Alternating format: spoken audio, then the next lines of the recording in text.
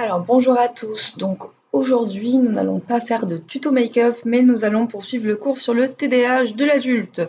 Donc la première vidéo concernait la sémiologie, ce cours portera sur la conduite à tenir face à une suspicion de trouble de l'attention de l'adulte. Quand on suspecte un TDAH de l'adulte, le mieux à faire est de suivre un raisonnement assez systématisé. Donc le diagnostic positif, pour commencer, nécessite d'avoir une évaluation transversale et longitudinale.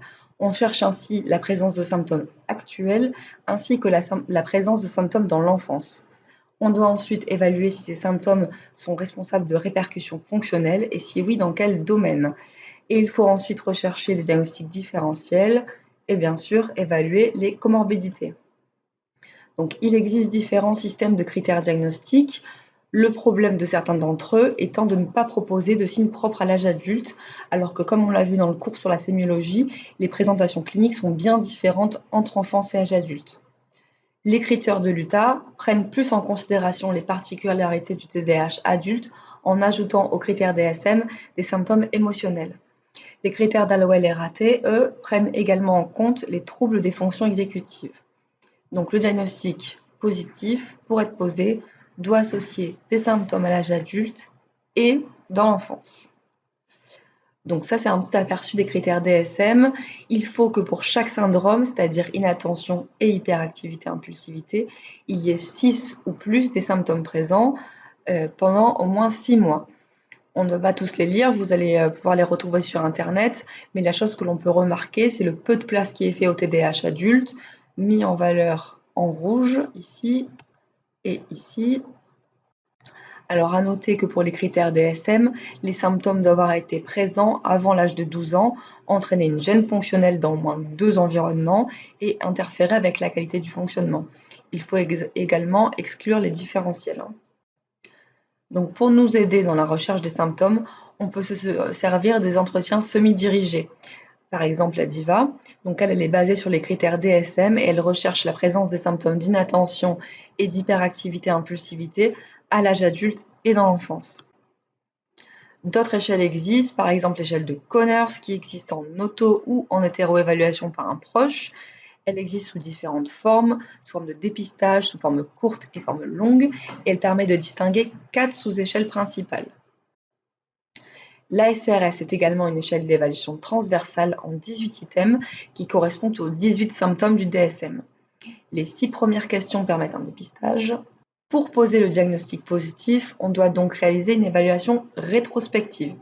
Cette évaluation est parfois difficile parce que les gens peuvent avoir peu de souvenirs de leur enfance. Le risque principal est celui de sous-évaluation du trouble. Il est ainsi nécessaire de multiplier les sources. Il ne faut pas hésiter, si possible, à recevoir les proches, à demander les livrets scolaires, les rapports médicaux ou psychologiques antérieurs. Et on peut également se servir d'échelles.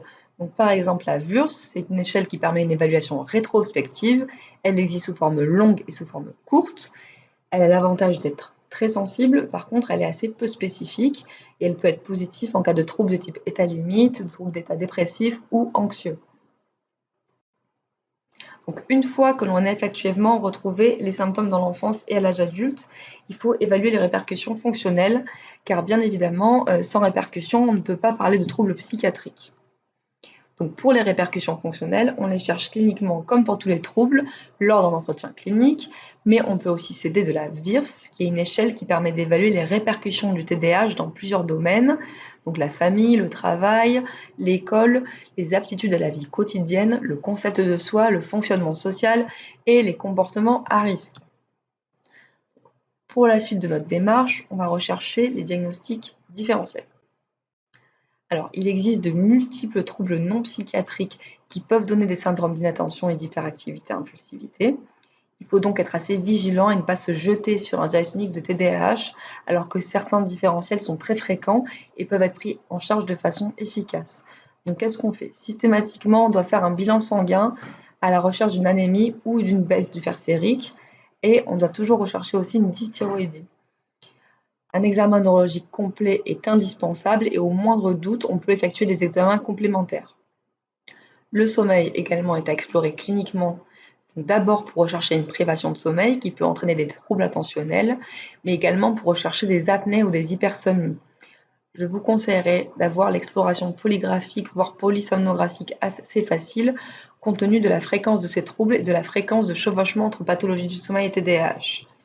Et bien sûr, il faut penser à lister les médicaments que prennent vos patients et évaluer chronologiquement si la gêne ne s'est pas accentuée à l'introduction ou au changement posologique de certains traitements. Donc, concernant les différentiels psychiatriques, il faut être assez prudent.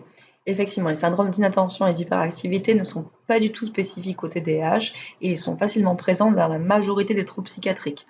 Donc, on va voir plus précisément les troubles thymiques, anxieux et les abus de substances, mais attention tout de même aux troubles psychotiques débutants qui, parfois de façon prodromique, peuvent présenter des tableaux de plaintes cognitives aspécifiques qui pourraient faire évoquer un trouble attentionnel à tort.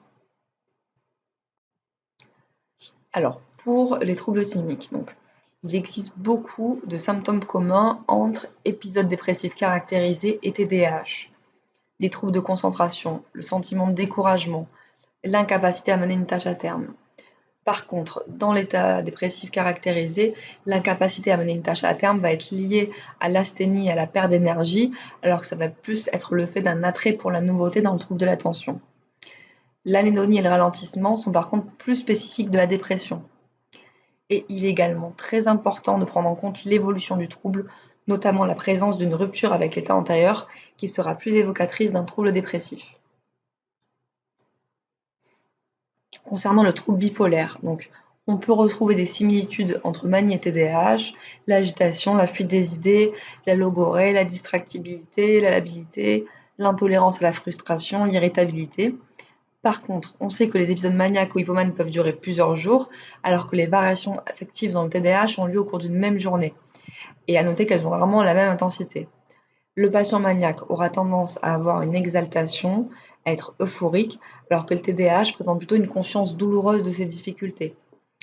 Les troubles débutent plus souvent avant 12 ans pour le TDAH, ce qui est très rare pour le trouble bipolaire.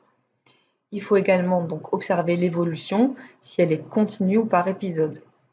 Le TDAH a tendance à plutôt s'améliorer avec l'âge, alors que le trouble bipolaire s'aggrave.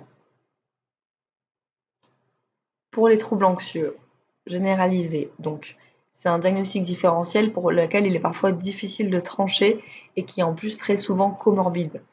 Les deux troubles peuvent partager une agitation, des difficultés de concentration, une irritabilité, une tension interne et des difficultés d'endormissement. Une fois de plus, c'est l'évolution qui va vraiment nous permettre de trancher l'âge d'apparition, les circonstances de survenue, il faut reprendre l'anamnèse. De la même façon, lors de la consommation ou du sevrage en alcool, on peut retrouver une désinhibition, une impulsivité, des troubles du sommeil, une irritabilité. Il faut aussi penser à évaluer et à quantifier les consommations en substances stimulantes. Donc, le TDAH étant un trouble très comorbide, il ne faut pas du tout négliger de les évaluer, d'autant que les répercussions fonctionnelles peuvent devenir prédominantes. Parmi les troubles de l'humeur, pour les épisodes dépressifs caractérisés, on sait que les patients TDAH ont plus de risques de faire une dépression, d'avoir un trouble dépressif persistant et de faire des dépressions saisonnières. Les épisodes dépressifs caractérisés sont d'autant plus fréquents qu'un trouble oppositionnel était associé dans l'enfance et les troubles dépressifs sont plus sévères chez les sujets hyperactifs. Pour les troubles bipolaires, il faut savoir que presque un patient bipolaire sur 5 pourrait souffrir de TDAH et de la même façon, 10 à 20% des patients TDAH présenteraient un trouble bipolaire. Le trouble bipolaire serait alors plus précoce et d'évolution plus sévère en cas de TDAH associé. Et quand ils ont un trouble bipolaire, les patients TDAH ont plus facilement des symptômes d'hyperactivité et impulsivité. Pour le trouble anxieux, il faut savoir que près d'un patient TDAH sur 2 présenterait un trouble anxieux.